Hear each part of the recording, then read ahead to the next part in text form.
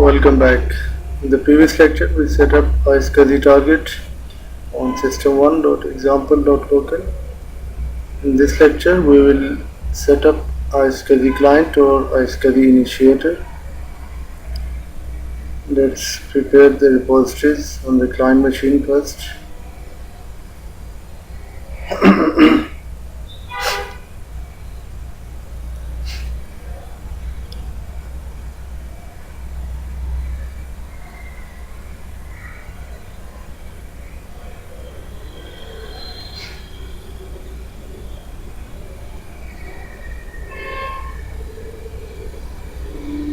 Now we can proceed with the installation.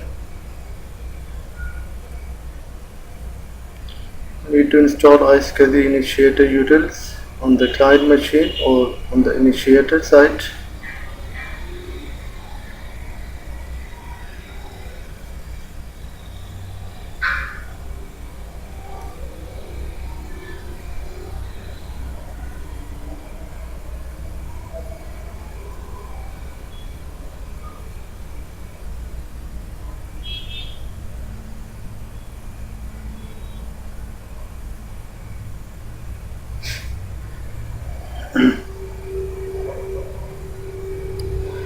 We need to enable these two services, iSCSI and iSCSI D.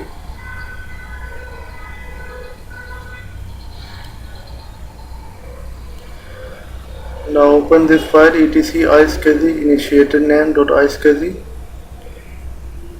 and if you remember, in the last lecture we created an ACL, so you simply have to write here the name of the ACL,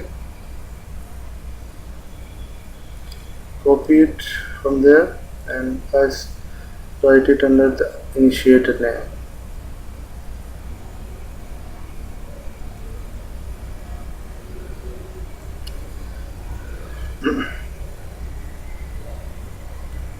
Now we can restart both the services if they are already running, or we can start them if they are not yet started. Open the main page iSCSI ADM, and this main page you will find a couple of commands. It will show you how to log in, log out, and display the records on the target machine. I'll keep that window open and open a duplicate session so that I can copy paste all the commands from this machine. So with this command we can discover the targets.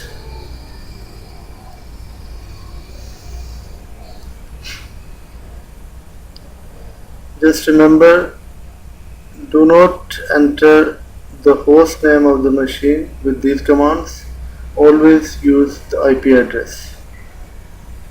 So the IP address of the target machine is 192.168.12.71. This will first discover the targets. It has discovered the target. Now we can log in to this target. Copy the command that permits login and modify the values. First the IP address and then the portal name or the target name.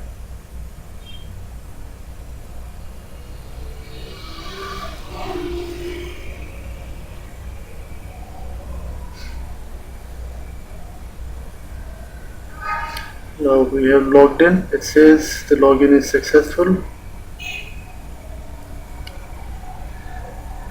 We will study the authentication in the next lecture separately.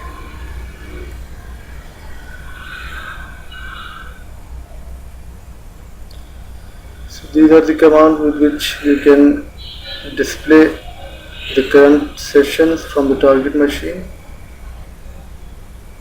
With the ls block you can see any new block devices that are connected with your machine.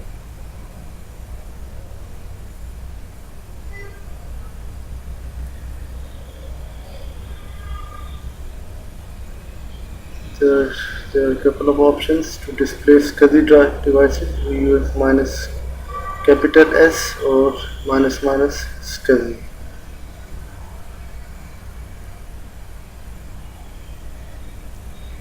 It will display only the SCSI devices. We can also grep it to get the specific output. So these are the two SCSI devices. One is with the disk and second is with the LVM.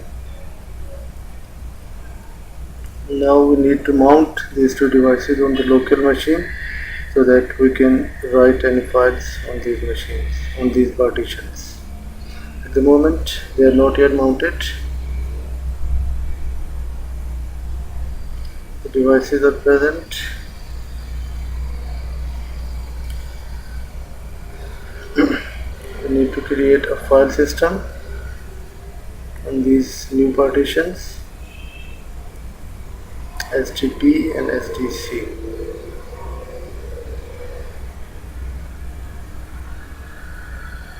You can create any file system.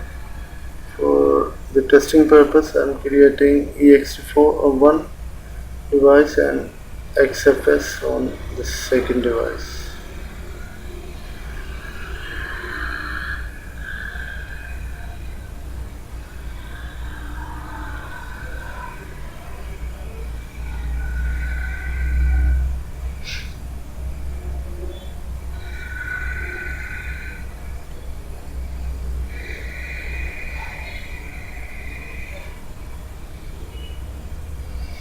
We need to create a directory where we can mount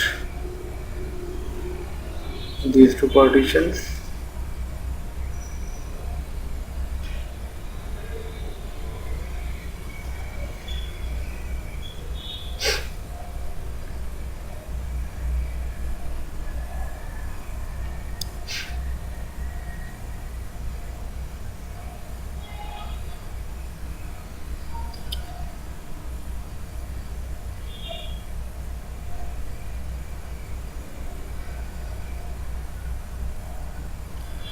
As we need these devices to be available after the reboot, so first we'll get the UUID of these devices.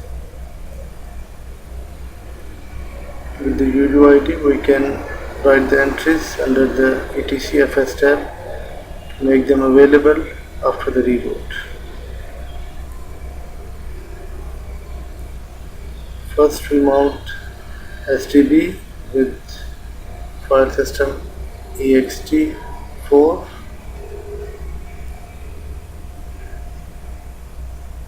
STB, then the file system ext4, and then don't forget this very important option _netdev. We must emphasize again, we must give this option so that the iSCSI devices are available after the reboot. If you will skip or miss, or if you forget this option, your machine will stuck during the reboot. So don't forget _netdev for iSCSI devices when you are using them for the auto mount.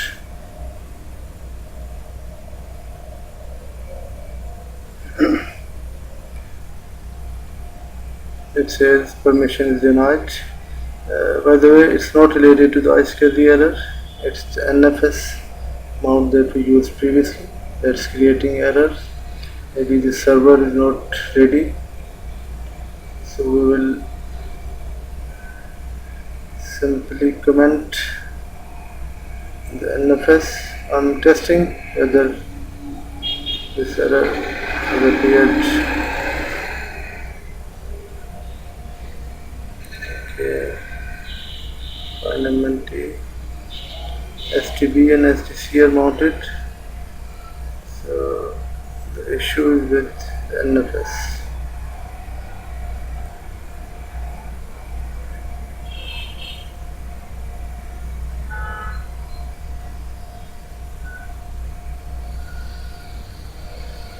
So we need to comment out The NFS entry and the iSCSI entries are fine.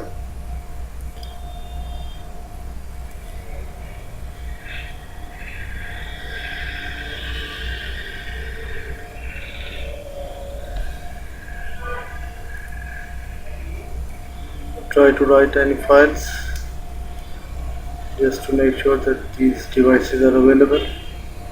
STB is okay, STC should also be okay, both are fine.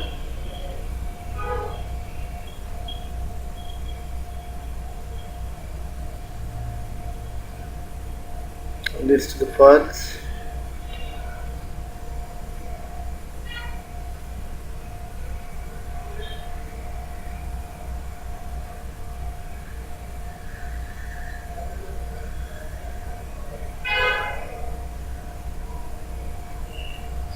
Need to reboot the machine just to make sure that these drives are available even after the reboot.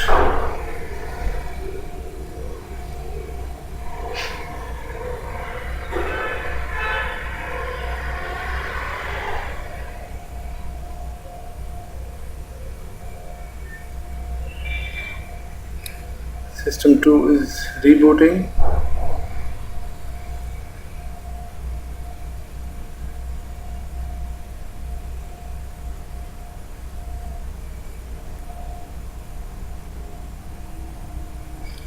The System 2 has rebooted and came back successfully.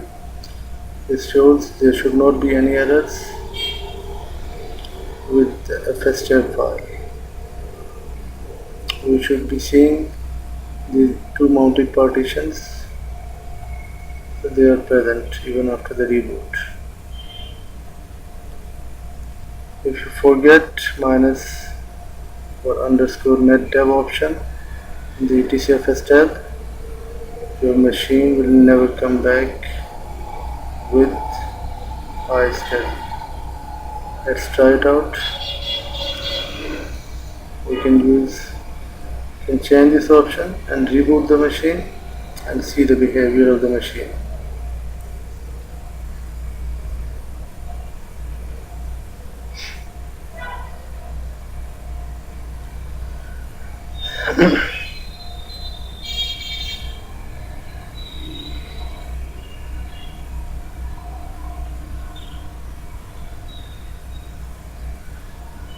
Let's reboot it, or we better reboot it from the console.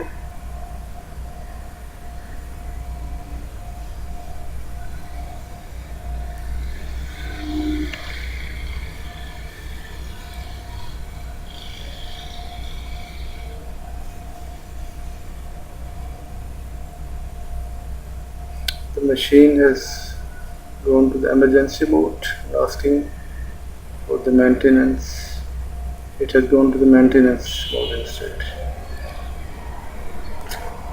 Now if you change the ETCFS tab file, you enter the right entry, change this value, then the machine will reboot and come back successfully.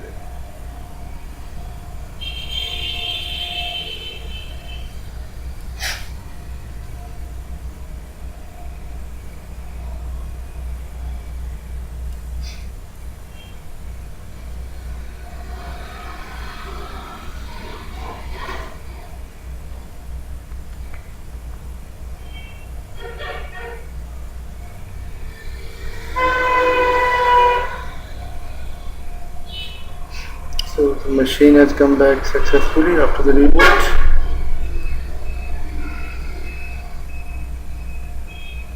You can see the FS tab file.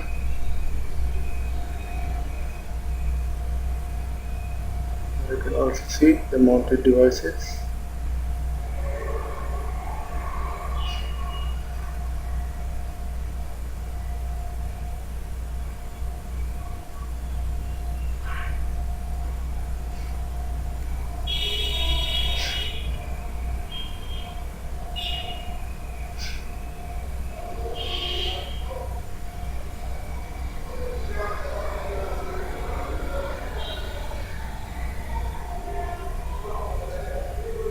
Thank you for watching this lecture.